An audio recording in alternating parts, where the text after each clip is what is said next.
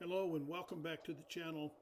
Good to be back with another video today. This one was actually recorded about a week ago, and it was recorded to compare the Lectric XP 2.0 with the Rad Rover 6 Plus. On a long distance ride of about 11 miles. So we went out first on the XP2.0 and then on the Rad Rover 6 Plus and tried to do some comparisons in terms of performance and gas mileage, if you will. In this case, electric mileage and how well they came out with that on battery life. In addition, you'll notice that the Rad Rover 6 Plus now has a front basket, which we installed about 2 weeks ago. Finally received that. It was on back order for quite a while, and so far so good with that. I haven't carried a load in it, but it hadn't made any difference in terms of the way the bike performs. It has very little weight, and it's made out of this high strength aluminum and works fine, at least until we can prove otherwise. So that is in addition to that bike. I think I mentioned on a previous video that we've added some flat out to the tires on the XP 2.0, both on the ride at Cades Cove, or I should say in Asheville and here. That's had no effect on the bike in terms of performance or changing the way it handles. Let me start by doing the comparison of the two bikes on this range and test that I had where both bikes went out about 11 miles in a circular road trip, came back, and tell you that both bikes are great bikes. They do the job that they're designed to do. They're different as night and day, simply because of the way they're built and how they're built. One has 20-inch wheels, the other has 26. One has a base battery it generates 500 watts, the other 750. The difference, though, in those batteries to me is the peak or extra wattage that the XP has. It can go, I believe, up to 850 watts. And you can tell that difference on hills versus the max of 750 with the Rad Rover bike. So the bikes are as different as night and day. They are designed to do different things. But in comparison, just a quick bit of opinion here. The Rad Rover is a more comfortable touring bike, and I think that's strictly because of its size and the size of the tires that it runs with. It's got 4-inch tires on it, fat tires. It has larger circumference in the wheels that are on the bike, and I think that makes a big difference in terms of both road and off-road riding. In this case, this was all on-road riding. So I think after riding those two bikes back to back, we can see that. The other thing is the battery and the performance. I think the Rad Rover bike does better in terms of its battery performance. It's spec'd better, which means that it should do better.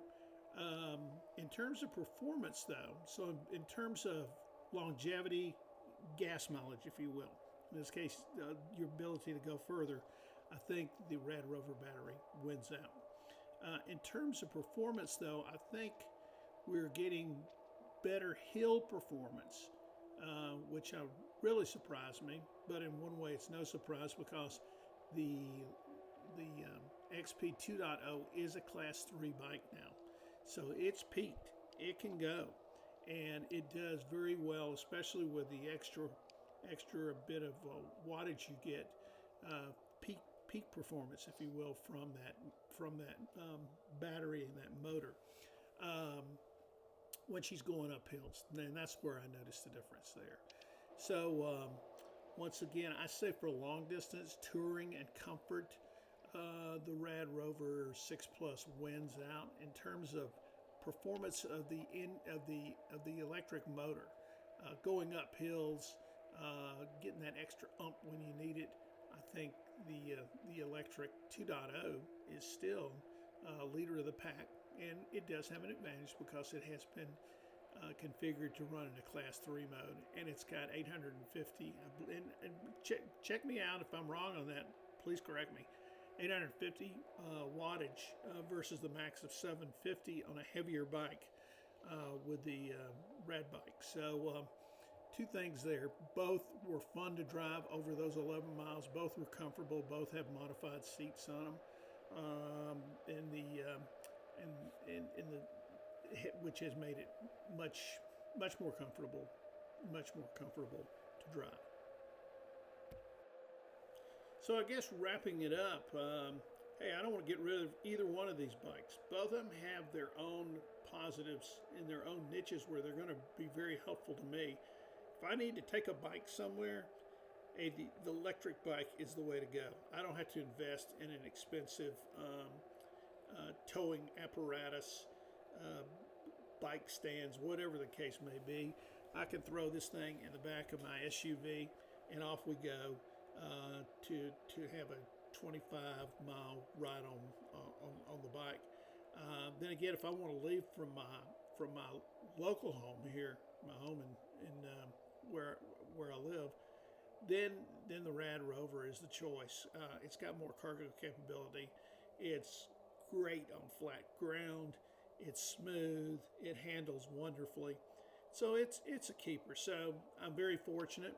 We can have a bike for either occasion that I'm embarking on, whether that's throwing it in the back of the car and going over to Asheville and riding it at the Biltmore Estate, or whether it's going out my back door, hopping on the bike and going down the road. Both are winners in that respect. Both of them have different strengths and capabilities that make either one of them a desirable choice should you be in the market for one. But once again, I think it's a keeper for either one of them. We're going to stay with them and continue to ride. Now let's finish up by talking about the cold weather. We have been inundated with cold nights down to about 24. It's starting to warm up in the day. Matter of fact, I'll probably get out on the bike this afternoon. It's up in the mid-50s, so off we go again. But the chances of being able to ride during the day are falling off. So I'm going to take some advice that I've seen elsewhere in other videos. We'll keep the battery level down at about, below 70%, probably closer to 50 or 45%. We'll charge it up as we need it, use the energy out of it, and then keep it down into that area. We'll keep it dry. We'll keep it out of the weather. We'll keep it warm. I think the goal is keep it about 50 degrees or so, and the battery life should be okay. But unfortunately, the ability for myself to generate any kind of videos is going to start falling off. It's not like I've gotten bored with you, tired of you, or anything like that. It's the weather is here, and it's starting to impact this old soul. That's about it for this one. Have a great one. We'll look forward to it next time. Meanwhile, stay safe.